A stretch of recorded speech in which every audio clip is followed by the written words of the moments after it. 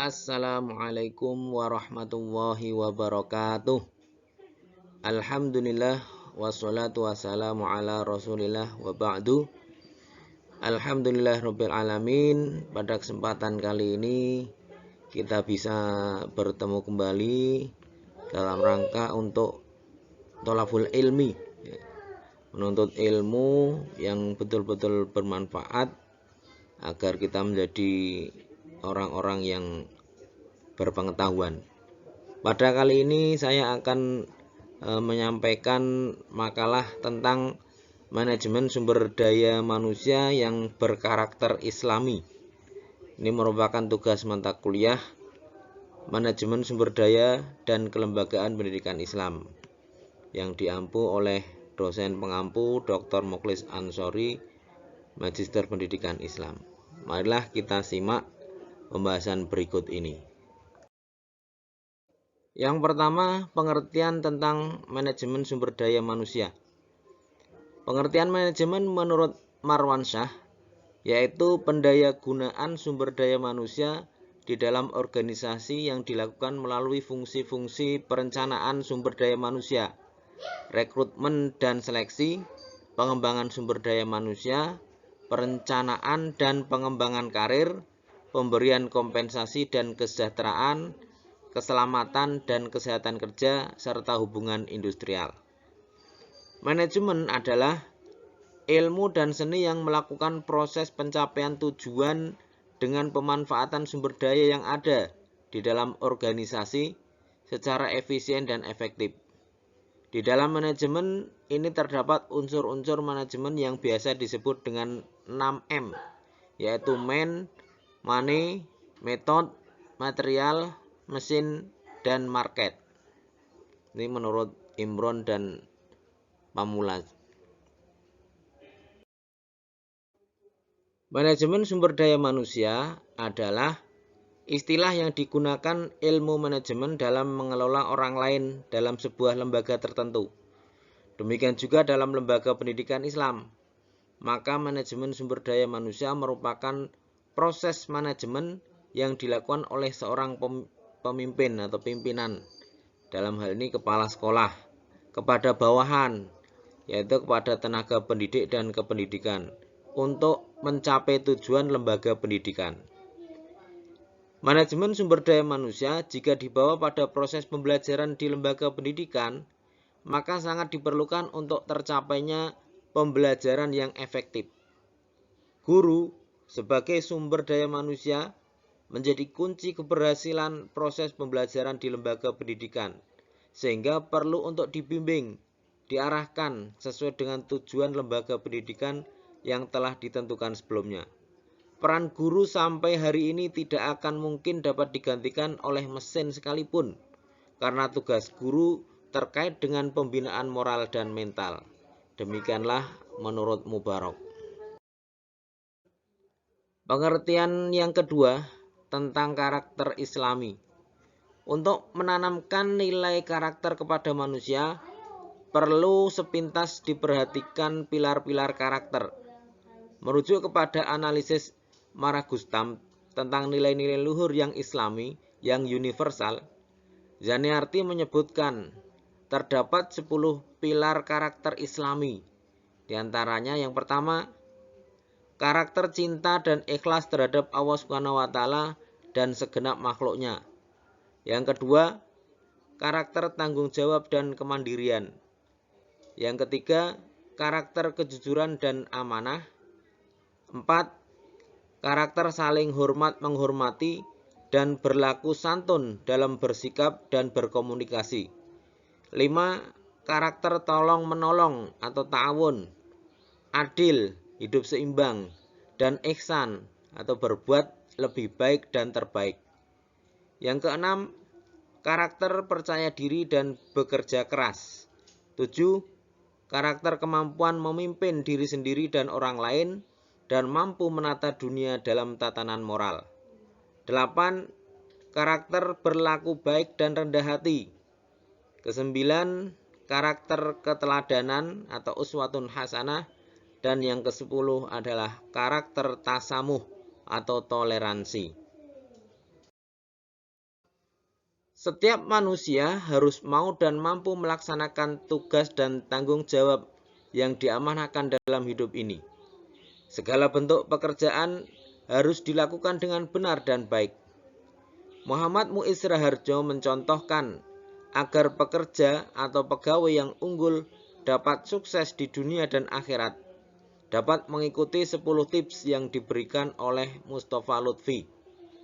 Di antaranya, yang pertama, amanah dalam pekerjaan dan jabatannya, sebagaimana dijelaskan dalam Quran Surat Al-Anfal ayat 27. Kedua, adil dalam pekerjaan dan jabatan.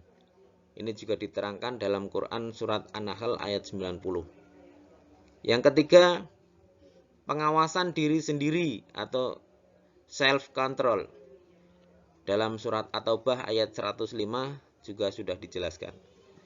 Yang keempat, kekuatan atau kemampuan menjalankan tugas, sebagaimana yang dijabarkan dalam Quran Surat Ar-Rahman ayat 33. Yang kelima, perilaku muamalah yang baik dalam pekerjaan dan jabatan. Ini bisa dilihat dalam Quran Surat Al-Hujurat ayat 13. Yang keenam, rendah hati atau tawaduk dalam jabatan dan pekerjaan. Bisa dibuka Quran Surat Al-Furqan ayat 63. Yang ketujuh, lemah lembut atau arifku, sebagaimana diterangkan dalam Quran Surat Al-Ma'idah ayat 54. Yang kedelapan, penyantun, pemaaf, dan bijaksana. Kesembilan, orang kepercayaan yang baik, menjadi bitonata khair. Dan yang ke-10 adalah lapang dada, insyirahus sodr, sebagaimana diterangkan dalam penelitian Raharjo. Yang berikutnya, membangun manajemen sumber daya manusia. Manajemen sumber daya manusia diperlukan untuk meningkatkan efektivitas sumber daya manusia atau SDM dalam organisasi. Salah satu kunci utama dalam menciptakan SDM yang profesional adalah terletak pada proses rekrutmen, seleksi, training and development calon tenaga kerja. Rekrutmen merupakan proses mencari, menemukan, dan menarik para pelamar untuk dipekerjakan dalam suatu organisasi atau sebagai proses mendapatkan sejumlah calon tenaga kerja yang qualified untuk jabatan di lingkungan suatu organisasi. Menciptakan sumber daya manusia yang berkualitas harus melalui berbagai tahapan. Proses rekrutmen, seleksi, dan ketepatan penempatan merupakan salah satu proses penting yang saling berhubungan untuk mendapatkan karyawan yang berkualitas seperti yang diharapkan oleh organisasi atau sebuah institusi. Dalam pelaksanaan rekrutmen, seleksi, dan penempatan tenaga kerja tidak hanya berfokus pada keahliannya saja, tetapi juga perlu mempertimbangkan aspek spiritual, seperti kepribadiannya berupa jujur, tanggung jawab, amanah, dan cerdas. Pengelolaan sumber daya manusia khususnya dalam melakukan aktivitas perencanaan dan perekrutan diperlukan suatu model yang dapat menarik seluruh potensi tenaga kerja bagi kepentingan organisasi, sehingga dapat memberikan kontribusi yang positif demi tercapainya tujuan organisasi. Aktivitas perencanaan sumber daya manusia berhubungan dengan proses formulasi strategi organisasi. Perencanaan sumber daya manusia adalah proses analisis dan identifikasi yang dilakukan oleh organisasi terhadap kebutuhan akan sumber daya manusia, sehingga organisasi tersebut dapat menentukan langkah yang harus diambil guna mencapai tujuannya. Sumber daya manusia sebagai komponen pendidikan yang dianggap menjadi kunci keberhasilan pendidikan harus dibina dan dikembangkan secara kontinu, sehingga menjadi sumber daya manusia yang berkualitas mampu melaksanakan fungsinya secara profesional. Karena sumber daya manusia yang berkualitas dan profesional merupakan kebutuhan mutlak dalam upaya peningkatan mutu pendidikan. Tetapi bagaimana pengelola sumber daya manusia agar manusia dapat memegang peranan utama dan optimal dalam mewujudkan pendidikan yang berkualitas bukanlah masalah yang sederhana. Ketidaksederhanaan ini dapat dilihat bagaimana mencermati arti dari pengelolaan itu sendiri.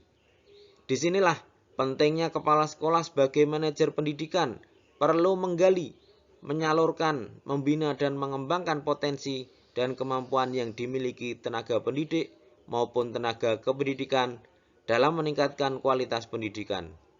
Di samping itu, manajer diharapkan mampu menunjukkan efektivitasnya dalam mengelola sumber daya manusia, terutama masalah kepegawaian dan hubungan antar pegawai. Berikutnya, manajemen sumber daya manusia yang berkarakter Islami. Manajemen sumber daya manusia merupakan suatu sarana yang paling ampuh untuk meningkatkan mutu manusia dan tentunya akan memperbaiki dan akan meningkatkan pula kinerja atau performance dan daya hasil organisasi. Dengan kata lain, manajemen sumber daya manusia adalah suatu proses kegiatan yang terutama dimaksudkan untuk menentukan kebutuhan suatu organisasi terhadap sumber daya manusia, menjamin bahwa manusia yang dibutuhkan ini memang tersedia dan dapat ditarik organisasi, mengelola segala sesuatu yang menyangkut kepentingan mereka yang sudah berada dalam organisasi, dan terutama senantiasa mengembangkan kemampuan dan motivasi mereka agar benar-benar dapat mencapai sasaran dan memenuhi kebutuhan organisasi yang sudah ditentukan ini. Untuk membentuk SDM yang unggul atau berkarakter Islami, motivasi belajar menjadi hal yang perlu diperhatikan.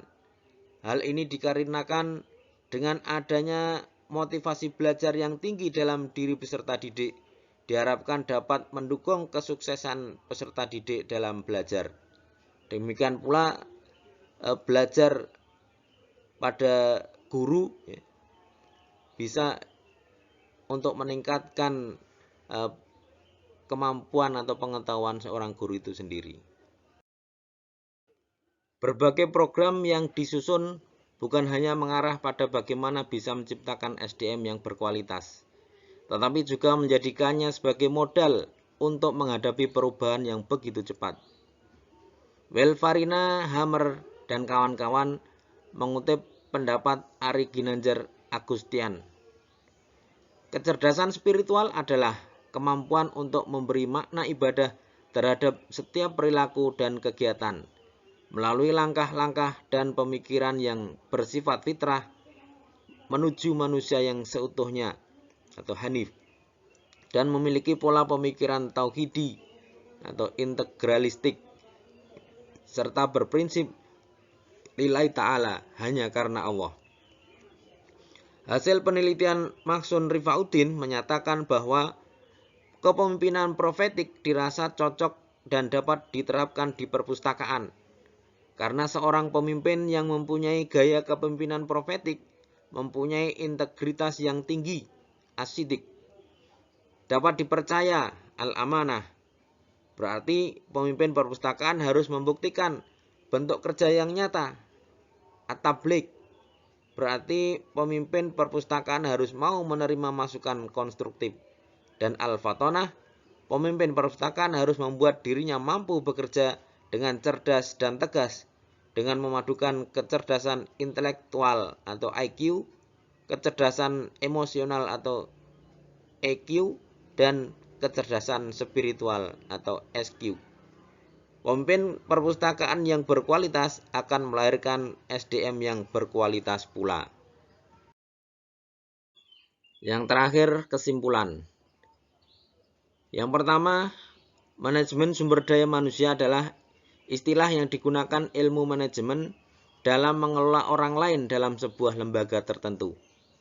2. Karakter Islami merupakan sifat atau kepribadian seseorang yang mencerminkan akhlak Islam yang bersumber dari Al-Quran dan Al-Hadis. Karakter Islami bisa dikatakan sebagai karakter unggul atau karakter yang berkualitas. 3. untuk menciptakan sumber daya manusia yang berkualitas harus melalui berbagai tahapan, dari proses rekrutmen, seleksi, maupun ketepatan penempatan. Bahkan dalam perjalanannya, untuk mewujudkan SDM yang berkarakter Islami, perlu adanya pembinaan dari lembaga yang bersangkutan. Dan keempat, berbagai program dan kegiatan senantiasa dilaksanakan untuk membentuk sumber daya manusia yang berkarakter Islami. Demikianlah makalah ini kami sampaikan, mudah-mudahan bermanfaat, dan saya cukupkan sekian. Bila taufiq wal hidayah. Assalamualaikum warahmatullahi wabarakatuh.